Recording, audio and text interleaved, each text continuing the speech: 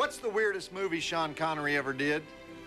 I say it's Highlander, tonight's first feature on Monstervision. He does a great job in it as the immortal Scottish warrior who teaches the other immortal Scottish warrior, Christopher Lambert, how to survive in the brutal world of New York antique dealing. Sean is the guy who rides up on horseback and starts explaining all about the quickening in the gathering and the roaming in the gloaming. And even though we never can figure out what the heck he's talking about, we really do believe him. Non-stop action tonight. It's great. What is gloaming? See Monstervision host Joe Bob Briggs next on TNT.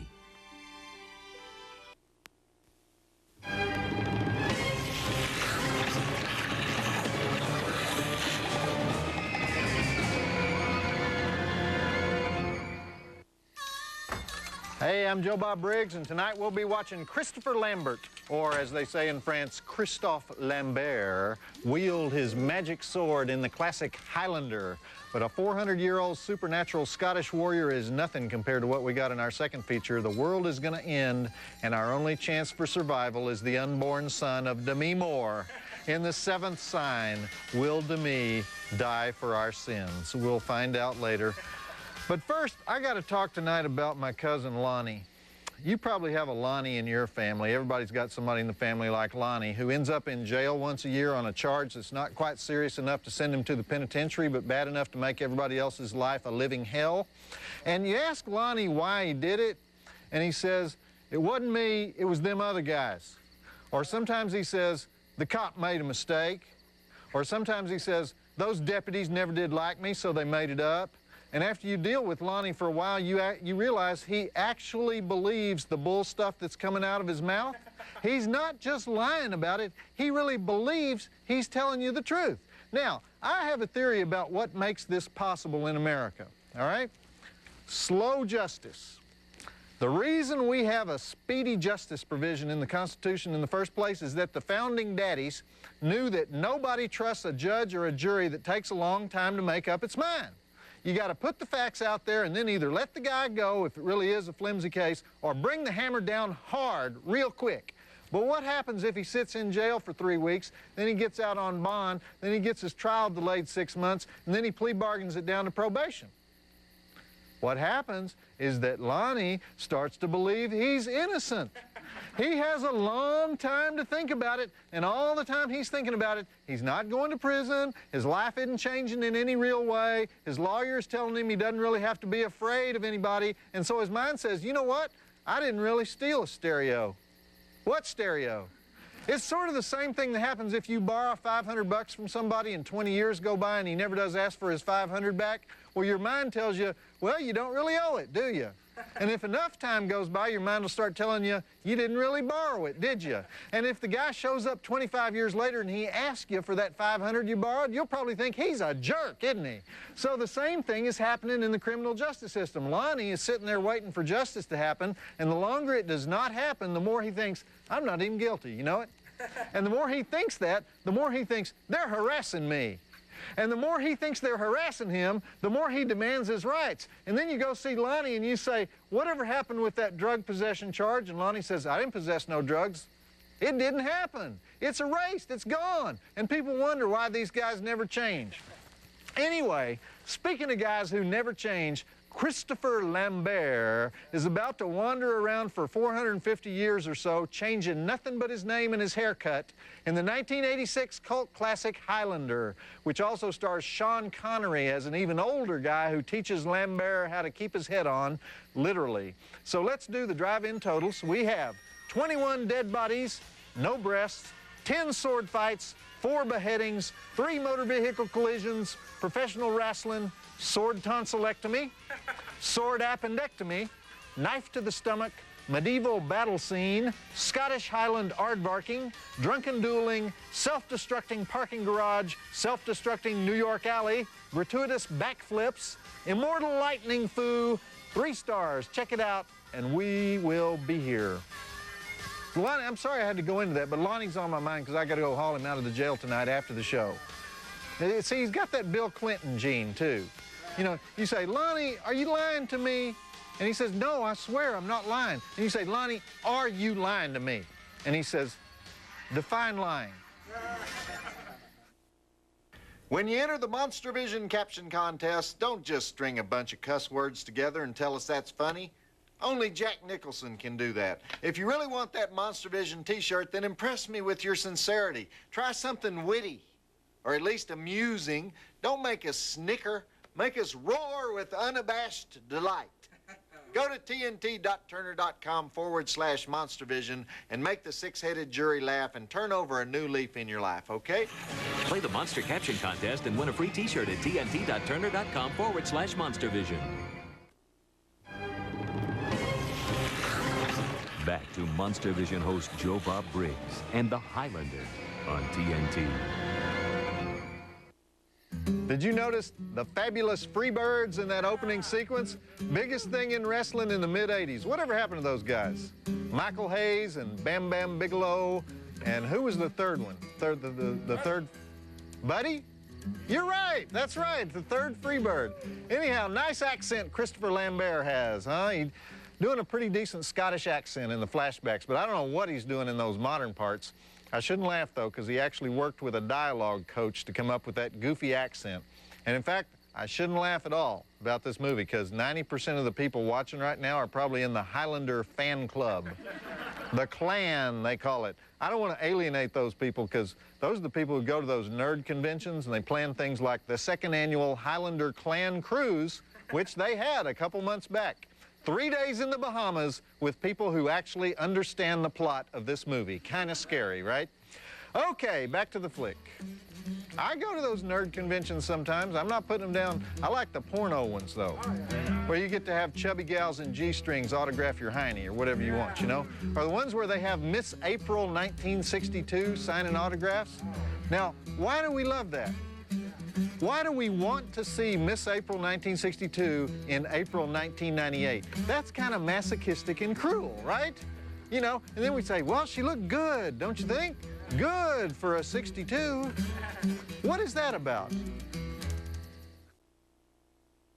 All right, if you're going to write into us here at Monstervision and share your gripes, your opinions, whatever, and you're a woman under 140 pounds, single, and you don't have any strong opinions about any of the most common vices that men have, then I want you to use my home address because it's quicker. So just send those letters. What? I cleared this.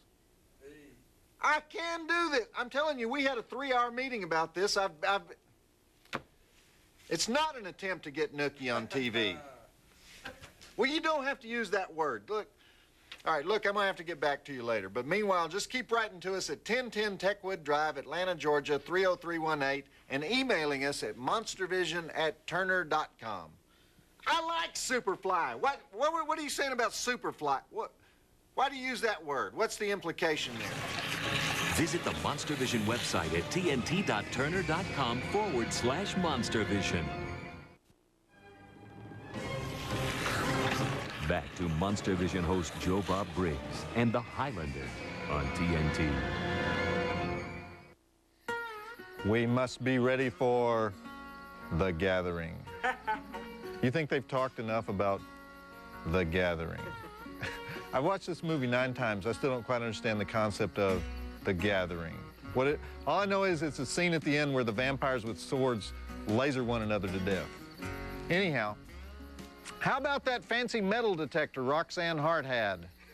All those cars and lead pipes and steel reinforcements, and it went right for that little sliver of sword in the post, you know? That's Roxanne Hart as the feisty forensics specialist. Roxanne's biggest credit is she was nominated for the Tony for that Stephen Sondheim musical about a stalker, Passion.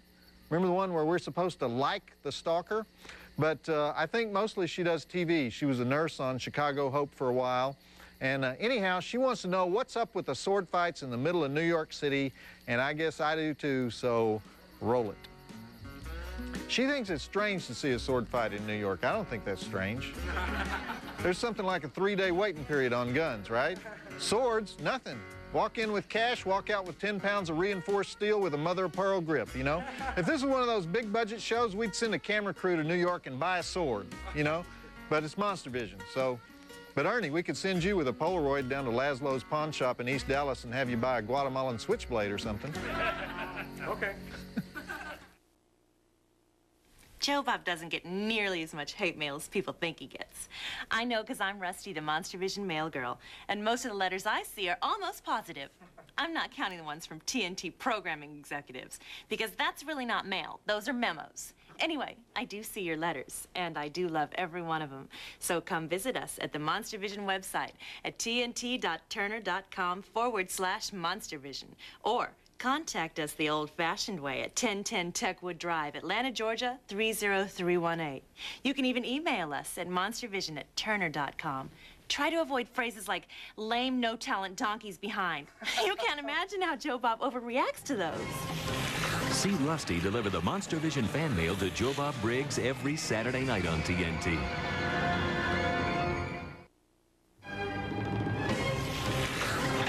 Back to Monstervision host Joe Bob Briggs and the Highlander on TNT. The Quickening. Now we've got The Quickening, but only until The Gathering. Sean Connery shows up for the big exposition scene. Did you catch that? He's going to explain what's going on in the movie, and so he says, "You cannot die, McLeod." But how did that happen, McLeod asks. "Who knows," says Sean Connery. And that's the whole exposition scene. Who knows? Also, he must conceal his power until The Gathering. When only a few are left, there will be an irresistible pull to a faraway land to fight for the prize. And also, what a coincidence. Not only is Roxanne Hart a forensics pathologist, she's also an expert on ancient sword making. So I guess it's kind of like putting the proverbial monkeys in a room, right? You hang around for 450 years, eventually you're going to meet a female police officer metallurgist. But this has got to be the only movie with a Swiss guy playing a New Yorker who's really a 16th century Scot, and a Scot playing a Spaniard who's really an ancient Egyptian. Did you follow that? Sean Connery looks cool, though, doesn't he? Yeah. He always does. He always looks cool. And that underwater scene was cool, too. The director of this flick started out doing music videos, but anyway, we'll talk about him at the next break. Let's go. This is another one of those movies that totally tanked in the U.S., but it did great in France. Christopher Lambert is very big in France. And people, but you know how people always say that? They say, well, I don't really know who I am here, but I'm famous in Europe. Like there's all these Europeans walking around saying, I can't wait for that next Danny Bonaducci album to come out, you know? Hey, look, Wayne Newton in yet another dramatic role. What an actor. Can we get tickets in advance? Is there really an alternate universe in Europe? You know? They love Monstervision in Liechtenstein, though.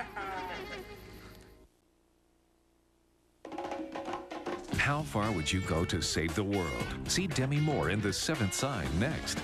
And prepare for the shootout of the century. Don't miss the world premiere of the TNT original Purgatory, tomorrow night at 8.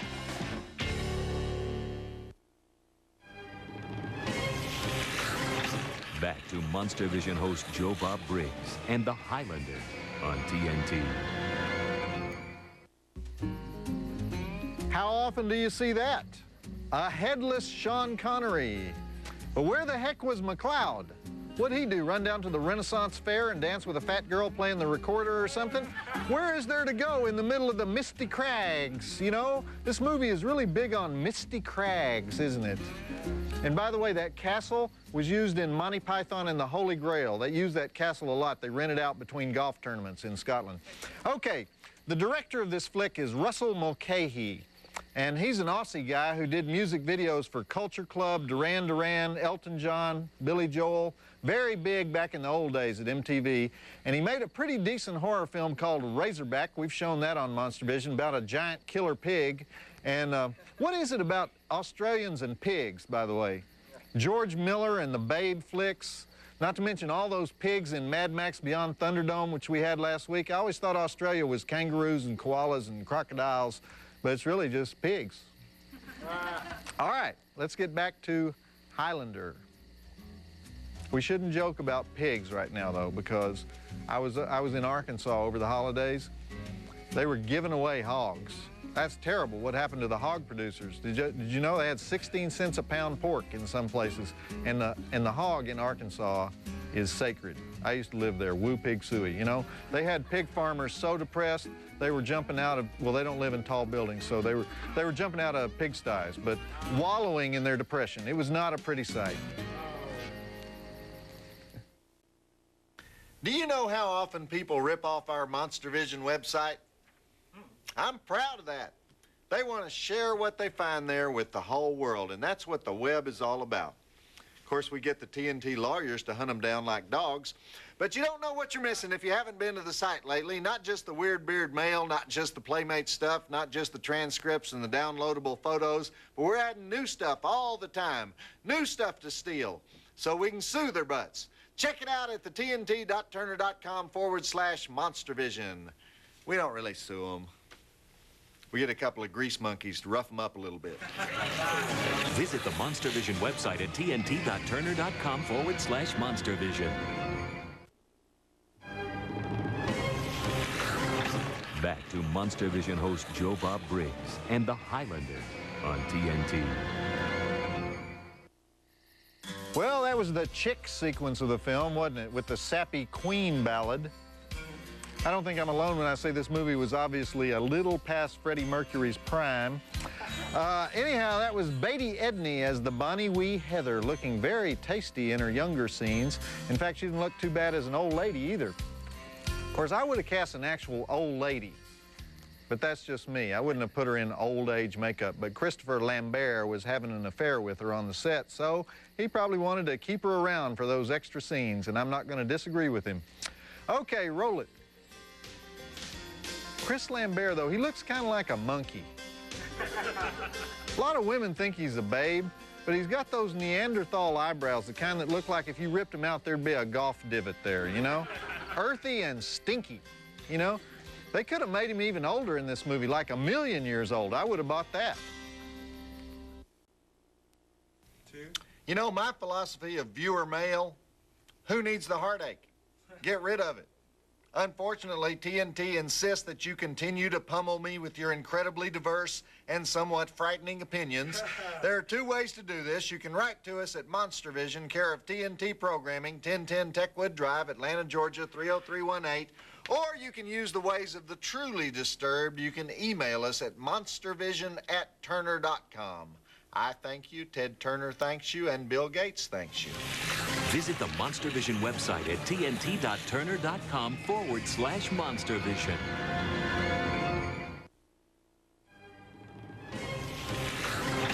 Back to Monstervision host Joe Bob Briggs and the Highlander on TNT.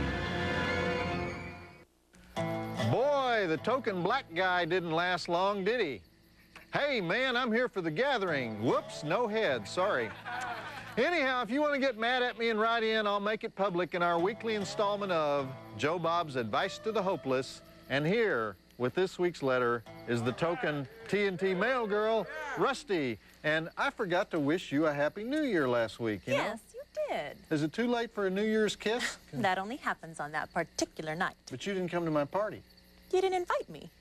I did invite you. I mailed you an invitation. I put one in your dressing room. I emailed you. I slipped a note into your purse. I sang my address to you from under your bedroom window. Yes, now I remember why I didn't go. Why? Here's a letter. It's from Dave Belfry in Eden Prairie, Minnesota. Dear Joe Bob, because you were busy that night, right? Yeah. Thanks for all the great shows you have been putting on the air lately. I am looking forward to this week's show. All those shows bring back some good memories of growing up. But women don't seem to be too interested in your show. Perhaps it is where I live or the kind of women that I have been dating. That's what it is. What would you suggest to help find a partner who will sit and watch your show with me on a Saturday night? A fan, Dave Belfry, Eden Prairie, Minnesota. Well, Dave, as an expert in getting women to sit with me on a Saturday night, my no-fail advice is to pay them. In fact, that's how I get Rusty to sit here. If that doesn't appeal to you, you could tell them that we're showing Bridges of Madison County, you know, and then surprise them with Extro 2, which is what we're really showing next week.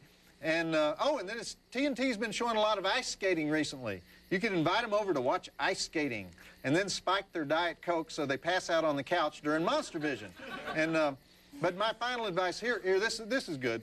Check the bowling alleys. You can find all kinds of spandex wearing loose change in that 11th frame lounge, you know? You've been there, right? And I would advise you to wear protective headgear if you're going to do that, though, because some of those gals are married and Buster is waiting in the car outside. But what do you think, Rusty? Any ideas? Yes. My suggestion would be to do something nice, like invite the girl over for a dinner that you made and choose some movies, something with feminine appeal. I think we've got Dolores Claiborne next week. And acting like a gentleman. And then sneak out and disable her car, right? If she's a nice girl, she can always take a taxi, Joe Bob. Look, hey, this guy doesn't want a nice girl. That's my suggestion, okay? Dave, when you go out and disable her car, cut the phone lines, too. That'd be my advice. Okay, back to the flick. Can a gal be nice and horny at the same time? Not when you're around. Hi, I'm Rusty, the Monstervision mail girl. It's not an easy job, especially when Joe Bob says something really annoying, and I have to deliver 20 times as many letters from Monstervision viewers. But don't worry, I work out 5 times a week to make sure I can handle anything you want to send my way. Come visit me at Monstervision website, tnt.turner.com/Monstervision, and I'll show you what I mean. See Rusty deliver the Monstervision fan mail to Joe Bob Briggs every Saturday night on TNT. TNT is unleashing its own Joe Bob Briggs on Miami for Super Bowl 33. We're bringing you 7 classic football movies, plus 3 more films starring gridiron legends like Fred here, plus live hourly updates from Miami, a city that is completely in love with my acute sense of style. Pull! Diet pull! Pepsid AC Super Bowl weekend on TNT. Be heartburn-free with Pepsid AC chewables. It all starts Friday, January 29th at 10:30 on TNT. Back to Monstervision host Joe Bob Briggs and the Highlander on TNT.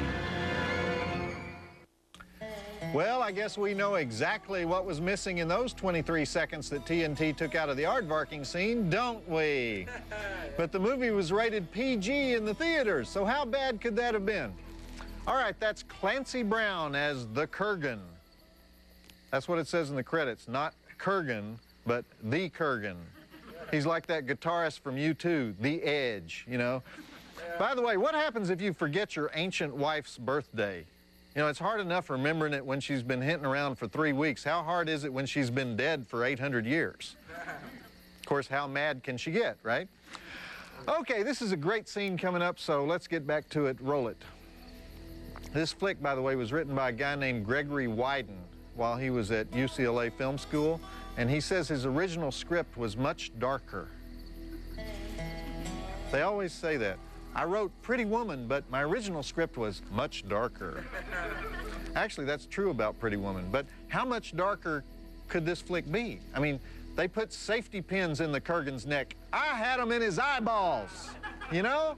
Why don't they ever say, my original script was much lighter? What would be wrong with that?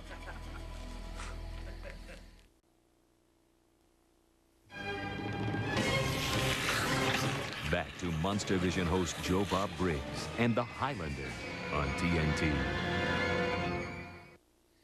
And another well-timed commercial break right in the middle of the final sword fight. Way to go, TNT. There have been a whole lot of famous shows filmed at Silver Cup Studios in Queens. This is the first one I've ever seen filmed on top of Silver Cup Studios in Queens. And how did you like the musical irony, a song by Queen as they drive into Queens? Anyway, there's some more grade A editing that happened in this movie. You know that sort of older woman, Rachel, who works in the antique shop with Chris Lambert and apparently is in love with him? They shot a scene where he rescues her as a little girl during World War II, but the studio hacked that out. That was not TNT that did that, for once. Okay, let's go to the thrilling conclusion of Highlander. Did you notice how Christopher Lambert has been living 2 centuries in New York? He invented loft living, right? He moved into that place when a warehouse was a warehouse. And I don't know if you remember, but every movie released in the 80s had a guy living in a loft. Back when very few people actually lived in lofts. Now, everybody lives in fake lofts. You know, where the building never was a factory, never was a warehouse, but they built it to look like a factory or a warehouse so they can say it's full of lofts. But when they were real lofts, nobody wanted to live there. You could get them for like 10 bucks a month. Is anybody following this? Does anybody ever listen to me as I pass judgment on the folly of American culture? I didn't think so.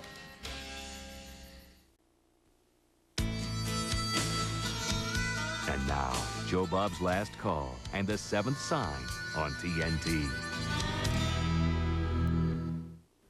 There can be only one Joe Bob Briggs. The quickening at the gathering. The quickening while they're gathering, and they're quickening, and they're gathering quickly and quickly gathering, and then they take a vacation in Scotland. Ah, wasn't that sweet, the vacation in Scotland? And what's the prize for the whole deal? ESP. You get ESP, and you get to have kids and die. That's a pretty lame prize, if you ask me. But people love this movie. They're making part 4 next year, and there's a new TV series based on it, the second TV series based on it, starring a female immortal. I guess they're trying to cash in on the Xena craze. All right, up next is The Seventh Sign, but first I want to remind you that next week, as promised, we have Extro 2, the Canadian version of Aliens, and The Silencers, which is the 1996 version of Men in Black. It's B-movie Alien Night here on Monstervision. But coming up now, we've got Demi Moore, naked and pregnant, in The Seventh Sign. She got more mileage out of being naked and pregnant. Remember when she was on the cover of Vanity Fair? Yeah. I guess she was promoting this movie. I don't know. Most women want to dive into a cave when they're pregnant, but there's Demi sticking that gut out there, and what a beautiful gut it is. Unfortunately, in this movie, it contains the Antichrist.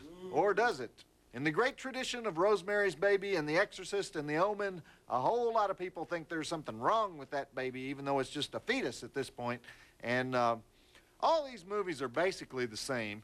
The predictions in the book of Revelations are about to come true, and we're going to have floods and famine and earthquakes and hailstorms in the mall, and the wrath of God is going to come down directly on our heinies if some clever screenwriter doesn't figure out a way to outfox God in the final scene. So I won't tell you what happens. I'll just say that Demi is a pregnant housewife living in Venice, California, who has to go find Hasidic rabbis and condemned killers to find out what the heck is going on with her baby.